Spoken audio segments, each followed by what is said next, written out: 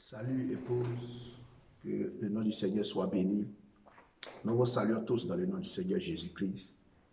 C'est encore un privilège de nous adresser à l'épouse ce matin.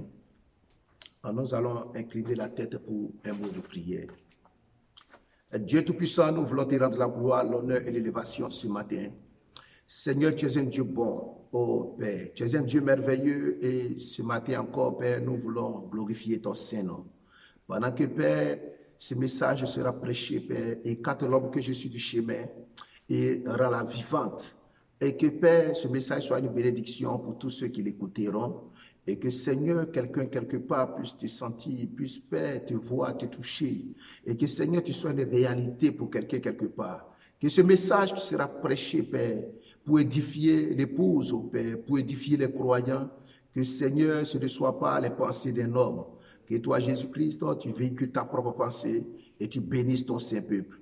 Accorde ma prière dans le précieux nom de ton Fils Jésus-Christ que nous avons prié. Amen. Que Dieu vous bénisse. Nous allons aller dans la Bible. Nous allons prendre Matthieu 8 au verset 5. Je lis la parole du Seigneur. Au moment où Jésus entrait dans Capernaum, un capitaine romain s'approcha et lui demanda son aide en ces termes. « Maître, mon serviteur est couché à la maison. Il est paralysé et souffre terriblement. » Jésus lui dit, « J'y vais et je le guérirai. » Mais le capitaine répondit, « Maître, je ne suis pas digne que tu entres dans ma maison, mais il suffit que tu dises un mot et mon serviteur sera guéri.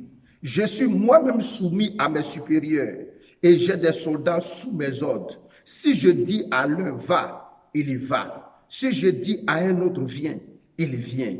Et si je dis à mon serviteur fais ceci, il le fait. » Quand Jésus entendit ces mots, il fut dans l'admiration et dit à ceux qui le suivaient, « Je vous le déclare, c'est la vérité. Je n'ai trouvé une telle foi chez personne en Israël. » Que Dieu bénisse la lecture de sa parole. Seigneur Dieu Tout-Puissant, nous te prions de bénir ces écritures qui ont été lues. Père, tout homme qui sait lire peut la lire. Mais Seigneur, c'est ton esprit qui peut l'interpréter. Voilà pourquoi, Seigneur, ce matin, veux-tu rendre cela vivante pour que cela soit une bénédiction pour un frère quelque part, pour une sœur quelque part. Accorde ma prière dans le nom de ton Fils Jésus-Christ. Amen. Que Dieu vous bénisse richement. Ce matin, nous avons les mouchoirs ici et nous prierons sur les mouchoirs pour la gloire du Seigneur. Et ces mouchoirs-là seront appliqués sur chaque malade et je crois que les malades seront guéris. Nous allons encore fermer les yeux pendant que j'impose les mains sur tous ces mouchoirs. Seigneur Dieu Tout-Puissant, que ton nom soit glorifié, que ton nom soit béni. Ce sont des hommes et des femmes de foi qui ont déposé leur mouchoir ici. Seigneur, ils croient que dans ces temps de confinement, où ils ne peuvent pas se déplacer, Seigneur, mais ils croient que si ton serviteur, Seigneur, que je suis, dit un mot sur ces mouchoirs, lorsqu'ils l'appliqueront sur eux, ils seront guéris. Seigneur Dieu Tout-Puissant, veux-tu honorer leur foi ce matin, comme la foi du centenier? Veux-tu honorer la foi au Père? Permets maintenant que celle qui n'enfante pas puisse enfanter lorsqu'elle appliquera ses mouchoirs. Seigneur Dieu Tout-Puissant, celle qui a des problèmes de genoux, de bras, toutes ces maladies, Père, qui dérangent et qui ne finissent pas, oh Dieu Tout-Puissant. Maintenant, Père, ce matin, que la puissance soit déversée dans ces mouchoirs, afin que lorsqu'elle sera appliquée par la foi, Seigneur, le malade soit guéri pour la gloire de ton Saint-Nom. Père, maintenant, je remets toutes choses entre tes mains. Tu es un Dieu bon, un Dieu misérable, un Dieu miséricordieux, un Dieu qui bénit, un Dieu qui accorde sa grâce. Voilà pourquoi ce matin, nous sommes heureux de prier sur ces mouchoirs. Et Père, nous croyons, Père, que cela guérira le malade lorsque cela sera appliqué. À toi la gloire, l'honneur et l'élévation. Merci Seigneur pour ce privilège. Merci Seigneur pour l'accomplissement des Écritures. Dans le précieux nom de ton Fils Jésus-Christ que j'ai prié. Amen. Que Dieu vous bénisse. Amen, amen, amen, amen. Nous allons essayer d'exhorter l'Église un peu ce matin. Dans ces temps de confinement, nous ne pouvons pas nous rassembler, mais la voix de Dieu parle toujours. Gloire soit rendue à Dieu. Amen, amen, amen. J'ai un titre ce matin, la manifestation des fils de Dieu. Gloire soit rendue à Dieu. Frère Branham a dit que nous vivons dans un temps difficile pour le païen, très difficile pour le païen. Et aujourd'hui, c'est vraiment difficile pour le païen. Ceux qui n'ont pas Christ dans leur vie, ils ont des doutes, ils ont des peurs, ils ne savent même plus où mettre la tête. Parce que il faut dire que le monde même, pour un problème de maladie, est dans le chaos. Ce que l'homme redoute le plus, c'est la mort. Gloire soit rendue à Dieu. Or, il y a un homme qui est venu sur la terre, qui est mort, et qui a donné la solution de la mort. C'est le Seigneur Jésus-Christ. Et si vous croyez en lui, peu importe la maladie, peu importe ce que vous ressentez, cela n'est rien. Il a donné le pouvoir à son Église. Jésus a dit, tout pouvoir m'a été donné.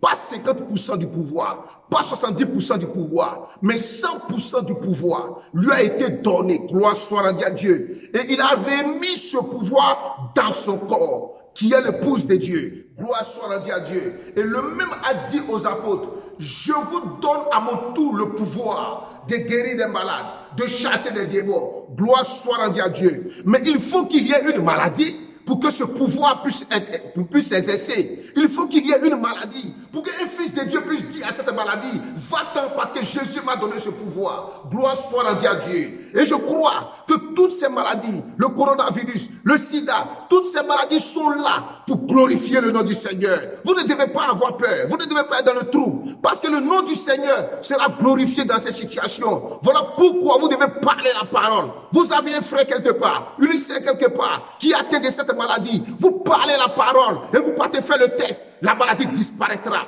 J'ai foi que chaque fils de Dieu doit prendre sa position maintenant. Ne doit pas avoir peur, ne doit pas douter. Parce que Dieu vous a donné le pouvoir. Et vous devez être conscient que vous avez quelque chose à l'intérieur de vous. Vous ne devez pas douter de ce que Dieu a dit de vous. Gloire soit rendue à Dieu. Et il doit avoir une saison.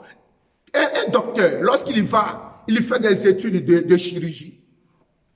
Mais il doit avoir un premier cadavre où il doit exercer la chirurgie sur le cadavre.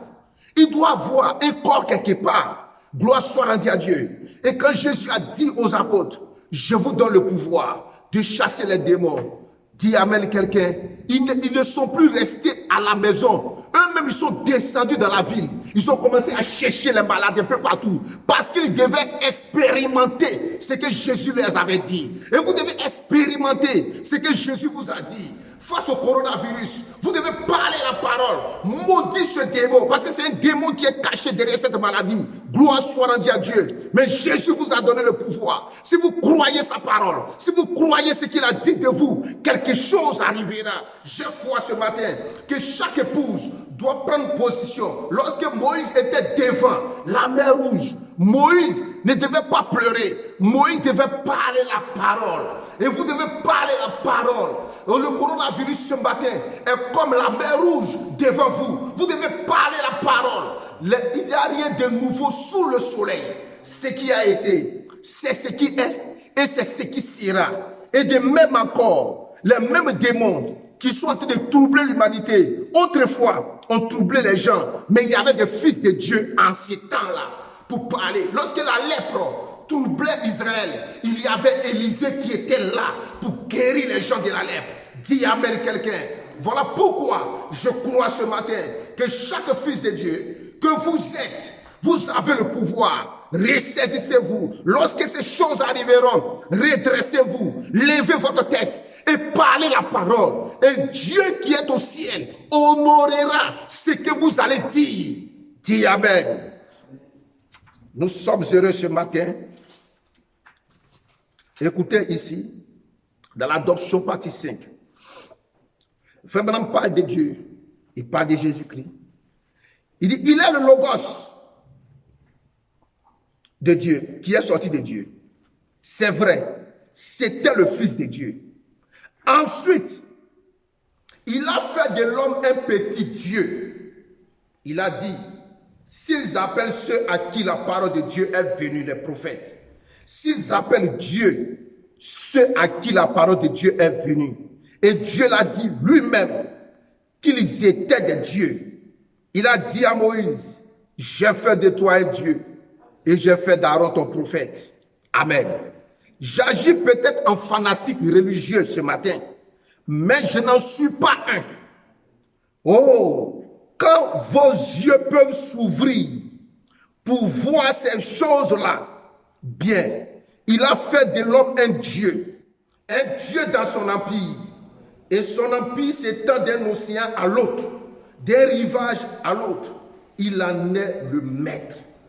Et quand Jésus est venu, comme il était Dieu, le seul qui soit sans péché, il a démontré. Quand les vents ont soufflé, il a dit, silence, tais-toi, amen. Et à l'arbre, là, il a dit, personne ne mangera de ton fruit. C'était là une manifestation. Il a dit, en vérité, je vous le dis, à vous qui êtes des petits dieux, écoutez-moi frère, ce n'est pas ma parole, c'est la parole du Seigneur Jésus.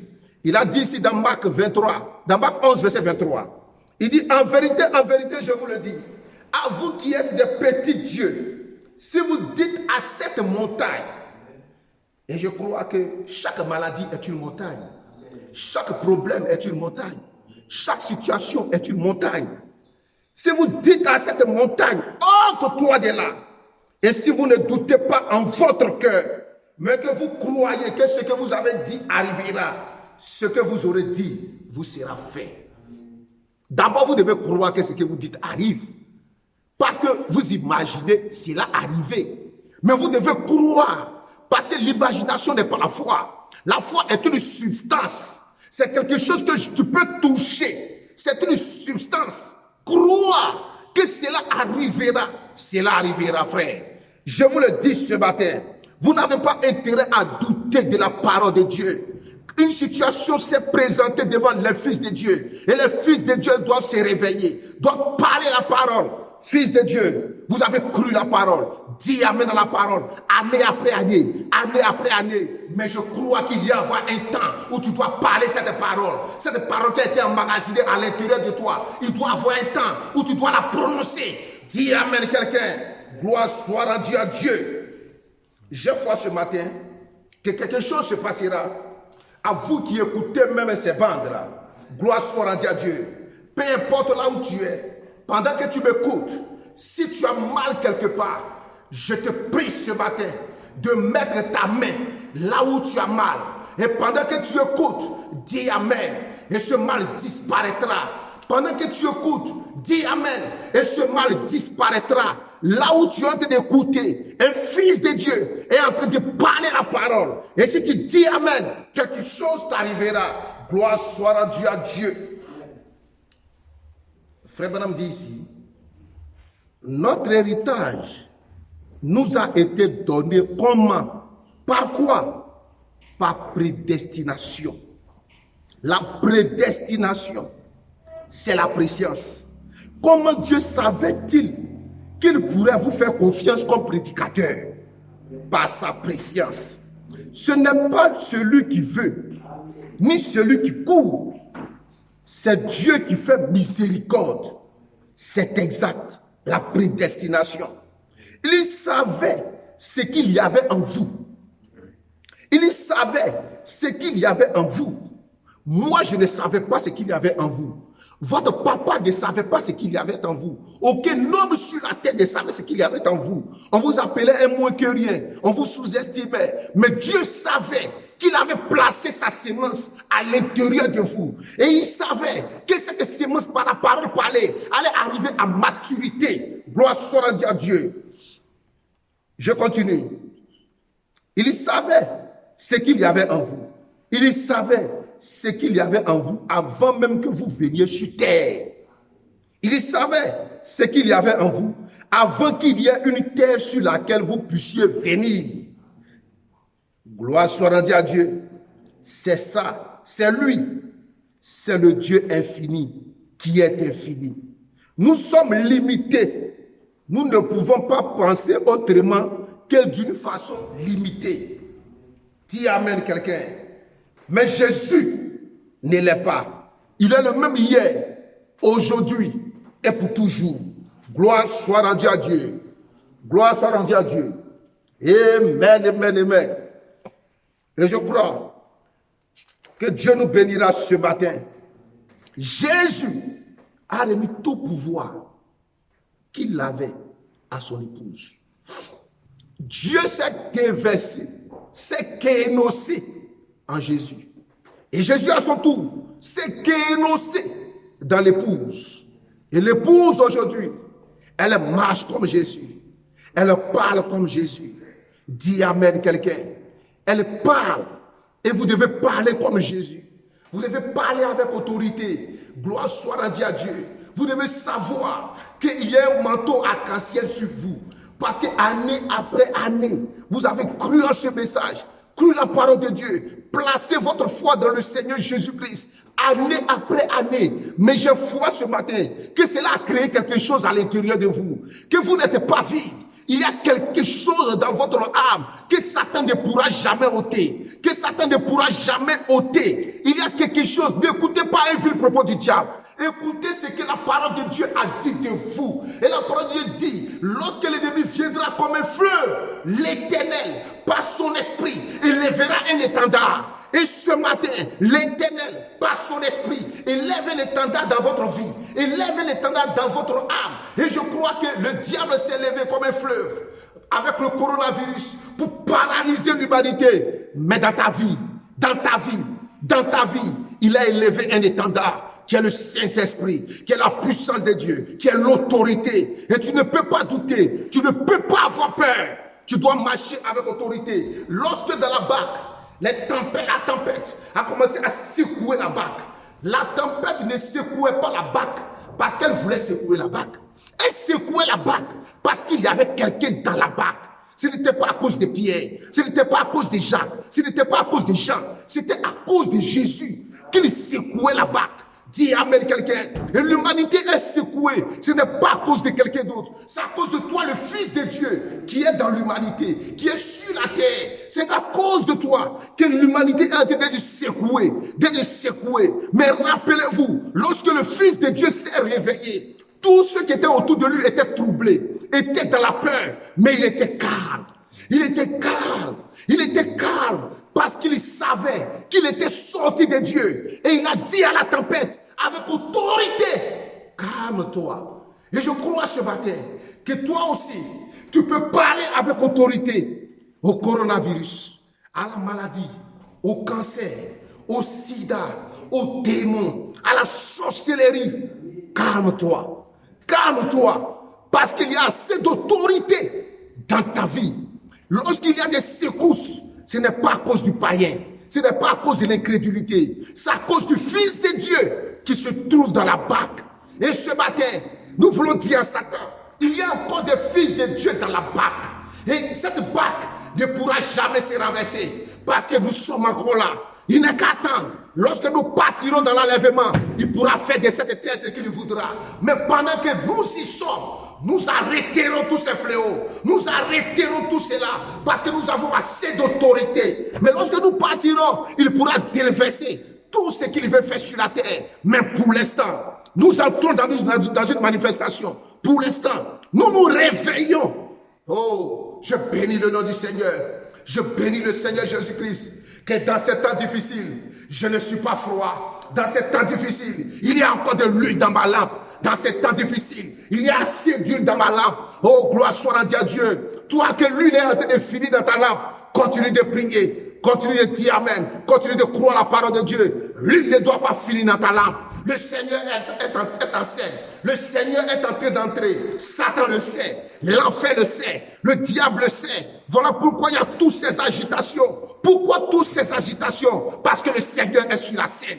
Pourquoi toutes ces agitations? Parce que Jésus est sur la scène. Ne regardez pas aux agitations. Regardez à la réaction de Jésus face à cette situation. Dis Amen quelqu'un.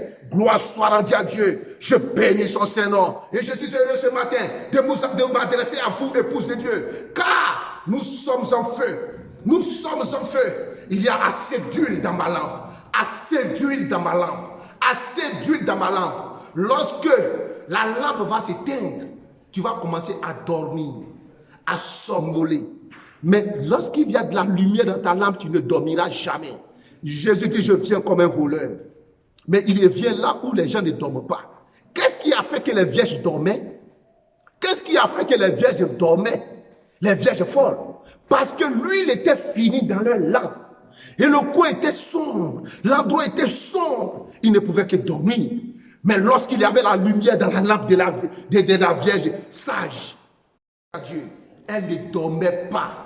Gloire soit rendue à Dieu. Elle ne dormait pas. Et j'exhorte l'église ce matin à ne pas dormir. À ne pas dormir. À être en feu. Gloire soit rendue à Dieu. Parlez la parole. Priez le Seigneur. Méditez. Soyez en feu. Quelque chose va se passer. Je vous le dis ce matin. Quelque chose est sur le point d'arriver. Quelque chose est sur le point d'arriver. Levez votre tête et soyez éclairés. Soyez éclairés. Ne dormez pas. Gloire soit rendue à Dieu. Soyons en feu. Que Dieu vous bénisse. Fils de Dieu, soyez prêts pour la manifestation.